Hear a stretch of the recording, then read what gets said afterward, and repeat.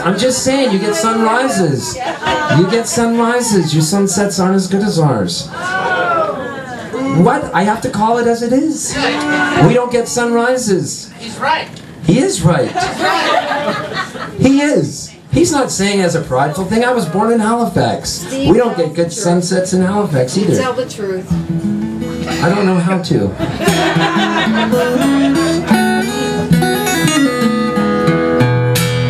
Alright, I'm going to do one more song, take just a short break, allow you to stretch your feet, tip your bartenders, get drinks. I want to say hi to you, and then I'm going to come back and play a longer set. Because you know it's important that I sing my heart out for you tonight. Because when I was a little kid once, I was crossing the street to go to Catholic school, and I remember a fly landed on my head. At least I thought it was a fly, but it was really a wasp. And I slapped my hand down on it, and it stung me. And there were these girls in the crosswalk. They were brownies. They weren't yet Girl Scouts. And they laughed at me because I ran like I was Jerry Lewis. And the nuns took me into the convent, and they put me down on a cot, and they gave me some Benadryl because I had an allergic reaction. When I woke up, my mom was standing over me. She handed me an orange-flavored sugar push-up. She kissed me on the forehead and she said, "Steve, I want you to know that I love you.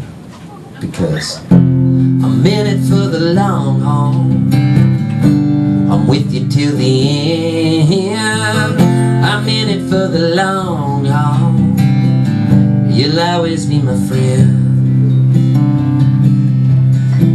Years later, I even went to a Catholic university, the University of San Diego. You had to take religion. I think my mom wanted me to become a priest, but that was never going to happen, you know.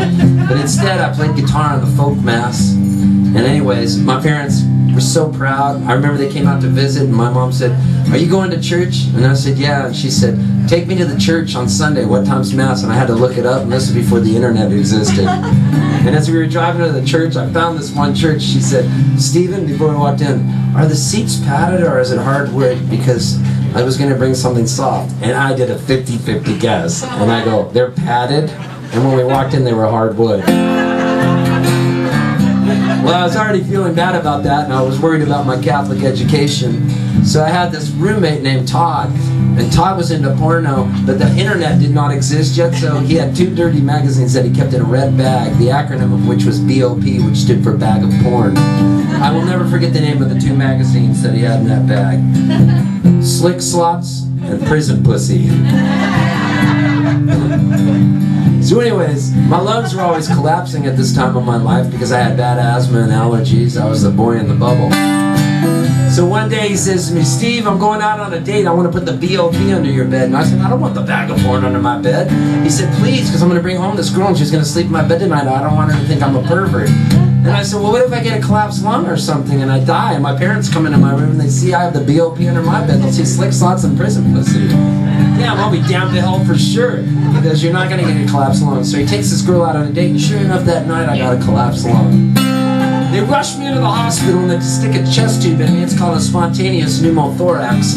And the doctor says, "This is about your 8th spontaneous pneumothorax. We're going to have to do what's called a thoracotomy, where they slice open the side of your rib cage, go inside of it, and they scrape up the inside of the rib cage so it causes scarring so the lung will stick to it. It's like open heart surgery. It's really painful." So anyways, the doctor says, "We're going to have to call your parents to come out and everything." And so my parents come out and they bring a priest, Father Michael Murphy.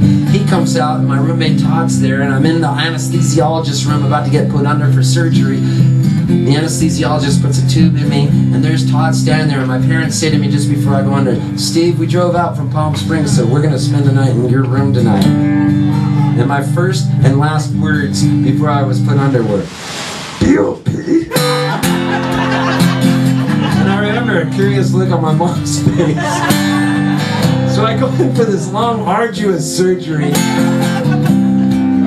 And I wake up, I'm in intensive care. I have tubes coming out of my nose, tubes coming out of my mouth, tubes coming out of my lungs, tubes coming right out of there where the Russian guy had the big one in it. That body part. So anyways,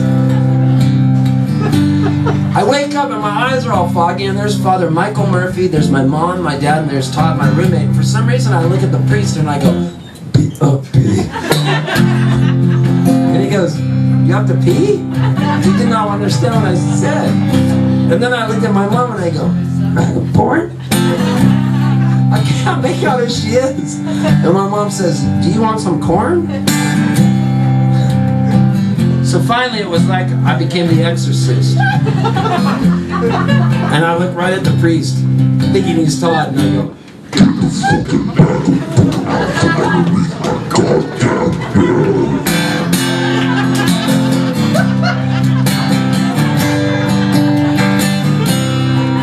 Well, the priest covered up my mom's ears, my mom covered up my dad's ears.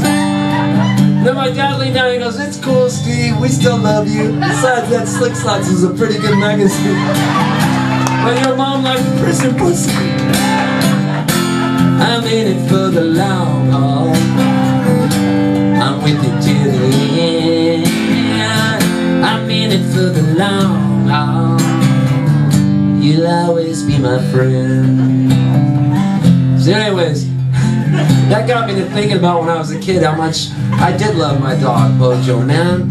A kid can love their dog like nobody else. It's a love that you can't believe. An adult can love their dog that way, man. I was allergic to Bojo, short for Bojangles. Man, I love Bojo so much. He was a keys hunt and a mutt. And I used to sing songs to him. In fact, my first song I ever wrote was for my dog. And I called him Honey instead of Bojo, and I shortened Honey to Hunson. I couldn't think of a word to rhyme with Hunson, so I made up a word called Adunson. I was only 6 after all, and I'd been listening to a lot of Herman sermons, so I thought you had to sing with an English accent when you sang to anybody. So the very first song I wrote for my dog went like this. Hunson Adunson, where's your bouncing? I thought it the other day. Was it walking or was it talking? Oh, I don't know. I could not say. My very first song. It was No, I Want My Fucking House Back, but it was pretty damn good. So anyways, one day I was playing catch with my best friend Moki in the front yard. I accidentally threw the ball over Moki's head and the ball went out in the middle of the road. My dog Bojo did what any good dog would do. He ran out to the middle of the road. And I'll never forget time standing still as I saw a Cadillac coming down the road going about 50 miles an hour. I saw the dog I loved and I'm riding from that car. I remember the car hitting my dog. I remember the front tire resting precariously on Bojo's neck. I remember screaming at the woman in the front seat with a martini between her legs. Back up! And she backed up. Bojo jumped up and he didn't recognize me. I went to pick him up and he snapped at me. There was blood everywhere. I ran with him into the house and my mom was in the room. I said, Mom, we gotta take Bojo to the vet. And she drove like she was Mario Andretti in the Dodge powder blue 4-door Dodge Aspen sedan. I remember some idiot cut my mom off and my mom honked her horn at him, and then I remember the guy flipped off my mom and I remember my mom flipped him off back, my Catholic mother using the wrong finger. This finger, not even the wrong finger. I remember saying, Mom, wrong finger. We drove Bojo into the veterinarian and he went into surgery for what seemed like 8, 9, 10, 11 hours. I said every prayer I knew, the Our Father, the Hail Mary, I did the rosary. I promised I would be a good altar boy. I'd never cuss again, man. I was so worried when Bojo was in surgery, and finally the veterinarian came out and he goes, Steve Poltz, your dog Bojo, he's gonna live! Oh my God, I was so happy. I started crying, man. We drove him home and I put him at the foot of my bed and I kissed all the stitches on him even though I was having an asthma attack at the same time. And I said, Bojo, I love you so much. And I just want you to know that I'm in it for the long haul. I'm with you to the end. I'm in it for the long haul, Bojo. You'll always be my friend. Let me hear you sing it. I'm in it for the long haul. I'm with you till the end. I'm with you till the end. I'm in it for the long haul. I'm in it for the long haul. You'll always be my friend. Put your arm around your neighbor and sing it with me one more time. I need the whole goddamn room connected in love. I'm in it for the long haul. I don't see a connection over there. With you till the end. I'm in it for the long haul. You'll always be my friend. Last time. I'm in it for the long haul. I'm with you till the end. I'm with you till the end. I'm in it for the long haul. You'll always be